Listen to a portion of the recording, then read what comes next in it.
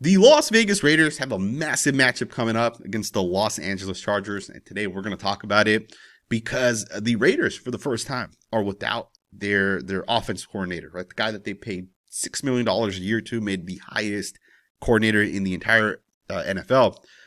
The Raiders are now going to be going into this next matchup with Greg Olsen, who's, he's a veteran coach. He's called plays in the past. He's conservative. The Raiders offense is going to look different. And I know a lot of people don't really care at this point about the Raiders. And a lot of people also probably want to see the Raiders lose out. But, if the Raiders plan to go into next season with Pete Carroll as their head coach, we can learn a lot from these next, 4, 5, 6 games. We can learn if Pete Carroll could actually be a good coach. There's moments that I've questioned Pete Carroll a little bit. His son is the offensive line coach. And I understand Pete Carroll's not going to want to fire him right now. But maybe his son's not that bad of a coach. Maybe it's always been Chip Kelly.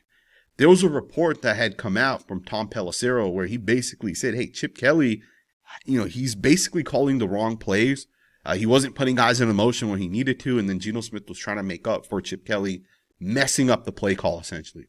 And then Vincent Monsignor backed that report up, saying that apparently he spoke to some players who kind of backed that up as well. Chip Kelly was, not calling the plays the way they were designed to be called. And I'll just give you guys a quick example of this. Sometimes you might say, hey, we're going to have a split zone run. On a split zone run, it's a very basic concept. The tight end is always going to wham block, right? He's always going to come back and he's going to backside block that defensive end.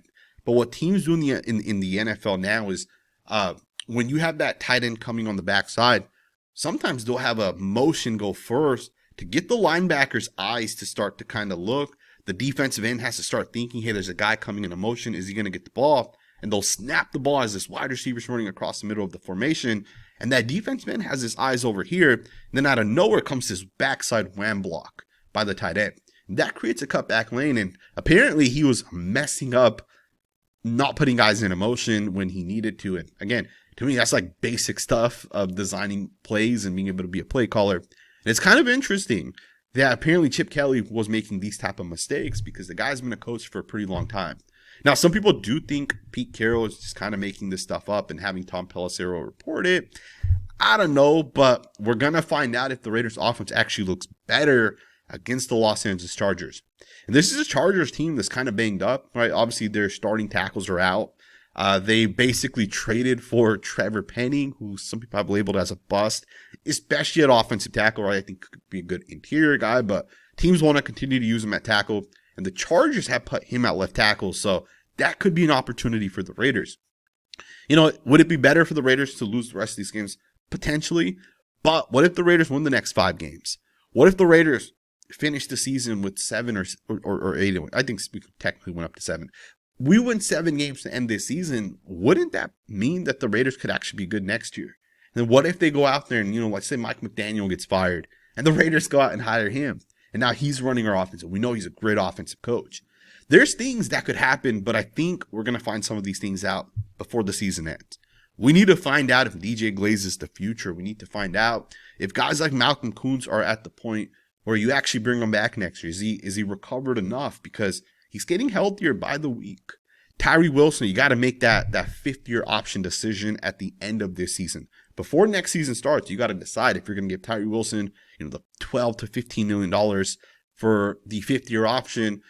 You got to decide that this offseason. So there's so many things you got to kind of figure out here, the Raiders. What about some of the interior guys? Jordan Meredith right now is questionable, so there's a chance we see Caleb Rogers. And we might not. We might still just see that bad offensive line without Jordan Meredith. And then you throw in Alex Kappa at center and Will Putnam plays guard or whatever. But there's a chance Caleb Rogers makes his debut. We'll see. Never know. It's one injury and Charles Grant jumps in, right? So I am excited to kind of see the Raiders, and we'll see kind of what the Raiders do as we go forward. I definitely want to see Gino Smith have success, and we'll just kind of start right there and talk about Gino Smith. The Chargers run a pretty good defense from a scheme perspective, right? Jesse Minter is a really good defensive coordinator. Some people think he could be the Raiders' next coach, right? He might be their next head coach. I don't know if I agree with that. Maybe we'll see what happens. But one of the things with a guy like Jesse Minter is he runs a really good scheme, and he tricks quarterbacks into bad passes. Now, we saw Geno Smith really struggle in week 2. I think he threw 3 interceptions that game. And the offense was just flat out bad. And, the thing with the Chargers is they don't have, elite players on that defense.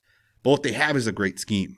Most people cannot name another player on that defense outside of Khalil Mack, but they have an elite defensive scheme. So I say that because the Raiders, if you want to run the football, you can run the football. Like, the players aren't great, but you got to be less predictable. You got to be able to, the tendencies have to be better, which with Chip Kelly, the tendencies were horrible. Teams knew that, hey, if they're in shotgun, they're going to throw the ball 68%. If they're under center, they run the ball 77% of the time. But these are tendencies that Chip Kelly had kind of given away. And that's true. Those are true numbers, by the way. If the Raiders can clean some of this stuff up, can their offense actually look good? Gino Smith is a guy that we need to figure out if he's our quarterback next year. And the crazy thing is, I don't think there's a huge difference between Gino Smith and Jalen Hurts, as an example. Even a guy like C.J. Stroud is kind of a system quarterback, and we're seeing that. I think Jaden Daniels probably fits in that same category. I don't think there's a huge difference between Gino Smith and some of these other quarterbacks. I think the big difference is the players around Gino, the coaching around Gino, because we know in the past when Gino Smith has had good coaching. All right, Shane Waldron, when he coached Gino Smith, Gino had a lot of success, and I think his quarterback's coach was pretty solid. I believe it was Zach Robinson at that time, who's currently the offensive coach of the Atlanta Falcons. Don't quote me on that, but I believe that's who it was. When he was with the Seattle Seahawks, Gino Smith had success. The Seahawks had a pretty good team, right? Like, they invested in their wide receivers, they invested in their running backs, their tight ends, even the offensive line, right? They had put some investments in. Obviously, they were going through a revamp, but they put investments in on the offensive line. Gino had success, so it's important to understand before the season ends, is Gino Smith the quarterback of the future? And again, I don't think the Los Angeles Chargers are so great from a player perspective that the Raiders should not be able to have success. And then on the other side of this, what do the Raiders do on the defensive side as they kind of go forward? Obviously Patrick Graham is he's a name that's kind of been trending on Twitter within Raiders fans, because a lot of people are like, hey, get rid of Patrick Graham. He's not that good. And some people are like, hey, it's not Patrick Graham's fault that Pete Carroll basically has implemented his own system, essentially, right? Pete Carroll has told Patrick that you're no longer going to run your defense. We're going to run my defense, right? So people have mixed feelings when it comes to Patrick Graham. And I'm going to be honest, man, I do like Patrick Graham as a coach. I don't think he's going to be here next year, especially if Pete Carroll's back. But it'll be interesting to see what the Raiders do as we kind of go forward. Last week, Patrick Graham designed a really, really nice play for Darian Porter. They essentially showed that they're going to be in cover 3. The quarterback read it, that hits cover 3. But really, it was cover 2. The safety, even though he was in the middle of the field, rotated to the top half. And it was a crossing route. The quarterback thought he had it, right? Because he beat cover 3. And Darian Porter gets off his guy, jumps it, and the ball's just a little too high. But it was a really nicely designed play by Patrick Graham. Right? You're essentially baiting that quarterback. And you're not going to do this like 100 times a game, because then a quarterback's going to be able to recognize that, hey, whatever they're showing, chances are they're not going to run that defense. But Jesse Minter will do it 100 times a game, so something to kind of keep in mind. But again, I want to see, can the Raiders consistently get pressure after on the quarterback? Because we need Tyree Wilson to step up. We need Malcolm Koonce to step up. We need guys like Tonka Hemingway to play a lot better before the season ends. Because I would make the argument, the Raiders, if you have a top 10 pick and you don't go quarterback, you might arguably go defensive tackle. But if Tonka Hemingway shows some upside, you might not go defensive tackle. You might go defensive end. You might go corner or safety, right? It's one of the best safety prospects coming out this year. Although, safeties generally don't go as high, and it's more of a premium pick, right? It's like a Baltimore Ravens type of pick, not a Raiders pick, right? The Raiders got to revamp that offensive line still. But, there's a lot the Raiders can kind of learn as we go forward. And I really do want to see some of the younger players play. And although Pete Carroll has kind of pushed back against that narrative, Pete doesn't really care if the younger players play. He's looking to win games. Obviously, you and I might care about the younger players and kind of see what we have. But I also understand from Pete Carroll's perspective, if you do win the next 5 games, you can at least have some sort of hope going into the following season. When the free agency period starts, if you're a bad football team, which the Raiders have kind of shown up to this point, if you're a bad football team, the only free agents that'll come to your team are the guys that are going to become the highest paid at their position, right? Trayvon Merrick, for example, left the Raiders and went to the Panthers because the Panthers were a bad football team. So the Panthers made him one of the highest paid safeties.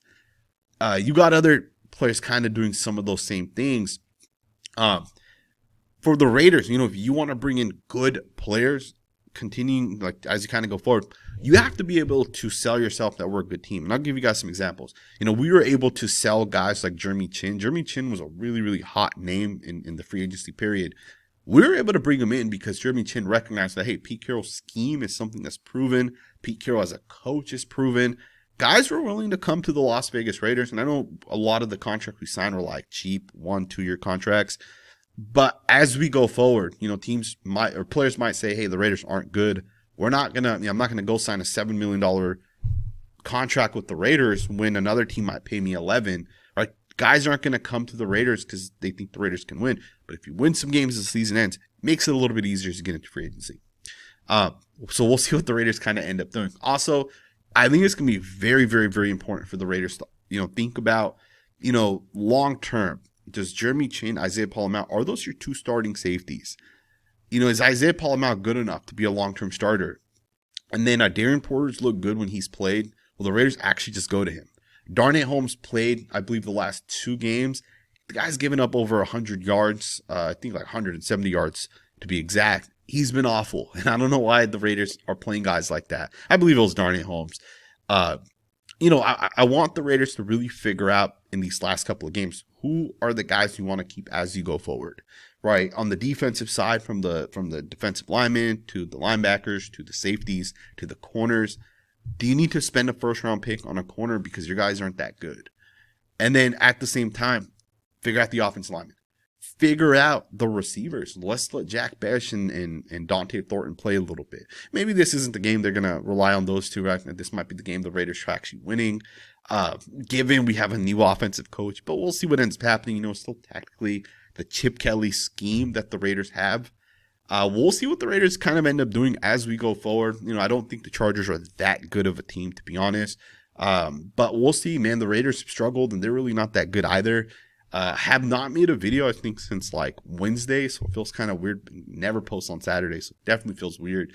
But just kind of getting back after that Thanksgiving break, had a mental break away from talking Raiders football. But we have a game tomorrow, and I will be live right after that game, so make sure you guys tune in, man. Make sure you guys tune in. I appreciate all the support on this channel. Let me know what you guys think. What are your guys' thoughts on the Raiders up to this point? Are you guys actually wanting the Raiders to win as we kind of go forward? And do you think it would actually matter if the Raiders won as we go forward? Let me know in the comments below. Thumbs up, subscribe. I hope you guys have a great weekend, and I will see you guys tomorrow right after that Raiders game.